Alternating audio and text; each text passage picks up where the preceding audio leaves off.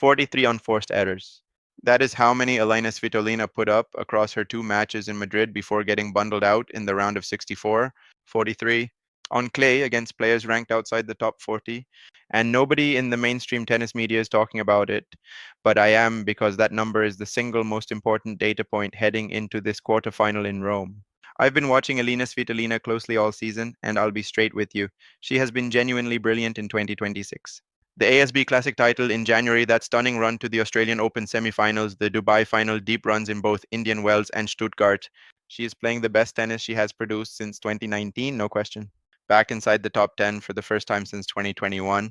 A WTA 1000 final for the first time since she won this exact tournament back in 2018. The resurrection story is real. I believe in it. But Madrid was a crack in the wall, and Elena Rybakina is not the kind of player who ignores cracks. Now, here's the bit that actually bothers me about how people are framing this match. The narrative being pushed is that Rybakina is somehow vulnerable on clay, that this is Svitolina's surface, that the Ukrainian warrior's clay pedigree and her back to back Rome titles in 2017 and 2018 make this a genuine coin flip. Before you buy into that story, I want you to sit with one fact. Elena Rybakina is the defending champion at this tournament. She won the Italian Open in 2023 on this clay, in this city, and she did it with the same flat, penetrating, heavy ground stroke game that the clay experts said would never work on red dirt. The conventional wisdom on Rybakina and clay has always been lazy analysis. Yes, her game is built on serve dominance and flat ball striking. Yes, the high bouncing, heavy topspin exchanges that define clay court tennis should theoretically neutralize her, but watch what she actually does on this surface. I was looking at the tape from her 2024 Roland-Garros run and noticed something that most analysts completely glossed over, specifically how she handled the high ball on her backhand side in the third set against Iga Swiatek. Rather than retreating and looping the ball back defensively, which is the standard clay court response, Rybakina was stepping into the court, taking the ball early, and redirecting it flat down the line with a two-handed backhand that barely clears the net. It is an extraordinarily high-risk shot. On clay, where the ball sits up and invites passive play, she is choosing aggression.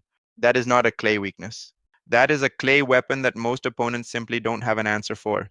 And she beat Svitolina at Roland Garros 2024 straight sets on clay. That is not an asterisk, that is a pattern. I was looking at the tape from their Indian Wells semifinal earlier this season, and the dynamic was almost identical. Svitolina came in with her best clay adjacent game: high, loopy topspin to the backhand, extended rallies, disciplined court positioning. Rybakina dismantled it. The key moment was at 5-4 in the first set, 30-40 on Svitolina's serve. Rybakina received a second serve in the deuce box, stepped around her backhand, and cracked a vicious inside-out forehand that landed 2 inches inside the corner line. Svitolina didn't even move. Ace from the baseline. That point encapsulated everything: the read, the footwork rotation, the pure weight of shot. Rybakina took the match in straight sets and barely broke a sweat doing it. Now here's the logical question. If Svitolina has lost to Rybakina in straight sets twice already this season, once on a hard court and once on clay at Roland Garros, why would Rome be any different? The honest answer is that the surface theoretically suits Svitolina better than either Indian Wells or Paris. Rome's clay plays slower and heavier than Roland Garros. The balls sit up higher. The rallies extend longer. These are conditions that historically reward Svitolina's game: her defensive retrieval, her sharp cross-court backhand, her ability to absorb pace and redirect. I'm not going to pretend those factors don't exist. But here's what I keep coming back to. Elina Svitolina's game has a pressure threshold. When opponents push her to the wall, when the serve is big enough, when the ground strokes are heavy enough, when the point construction forces her onto her back foot from the very first ball, she starts leaking errors.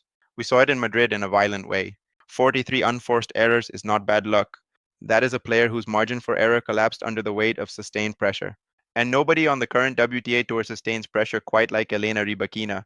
Rybakina's serve alone changes the entire tactical picture. On clay, where breakpoints are theoretically easier to come by, Rybakina holds serve at a rate that is almost offensive. Her first serve percentage has been elite all season. The kicks serve out wide in the deuce court to right-handers, which Svitolina is, jumps aggressively off the clay surface and forces a short defensive return. Rybakina then steps in behind that return and closes the point in one or two balls. The sequence is ruthless. It is short, it is economical, and it gives Svitolina almost no time to establish her rally game. If you're a purist, you're going to hate this, but the breakpoint conversion rates in this matchup actually tell the real story better than any surface analysis can. Rybakina has been converting at an elite clip this season. Disciplined, high percentage breakpoint play. She doesn't force the issue. She waits, she constructs, and when the opening appears, she closes it with that flat inside out forehand or a backhand redirect that arrives at a pace Svitolina simply cannot comfortably handle. Svitolina's breakpoint conversion has been solid this year, but it is heavily dependent on extended rally sequences. Against Rybakina, those extended rallies are hard to manufacture because the point is usually over before the fifth shot. Now, here is where it gets genuinely interesting. I've been watching what the coaching community is saying about Rybakina's preparation for this tournament, and the conversation is remarkably confident. After winning Stuttgart on grass just weeks ago, Rybakina arrived in Rome sharp, physically fresh, and with her serve timing absolutely dialed in. There was a moment in her third round match here where she hit four consecutive first serves at above 185 kilometers per hour, three of which were unreturnable on clay. That is a statement of physical form that you simply cannot fake. The other element nobody is discussing seriously enough is the mental dimension. Arina Sabalenka, the world number one, the dominant force of this season, the player who has ended Rybakina's runs in Indian Wells and Miami, is not in Rome. She is not in the draw.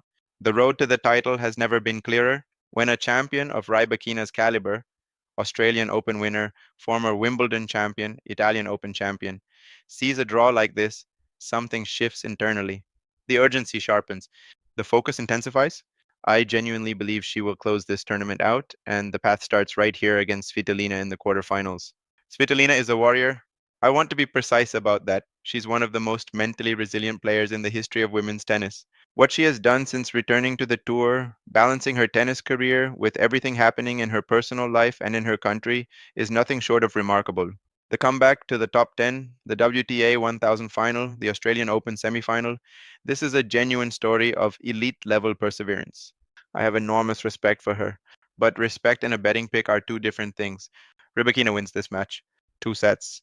The serve will be too big, the ball will be too flat, and the points will be too short for Svitolina to find her rhythm on clay. Look for Rybakina to take the first set in a tight 6-4 or 7-5, and once she has that first set in hand, the weight of the Madrid collapse and the straight set losses to Rybakina this season will compound on Svitolina psychologically. The second set will be cleaner, predict 6-3, 6-2, or something close to it. The next 3 months are going to define this era of women's tennis. If Rybakina wins Rome, she goes into Roland-Garros as the title favorite in the absence of Sabalenka. She will have won 3 Grand Slams by the time Wimbledon arrives, a surface where she is the most dangerous player alive. The window is open, the competition is depleted, and Elena Rybakina has every technical, physical, and tactical tool to walk through it. The rest of the tour has been warned.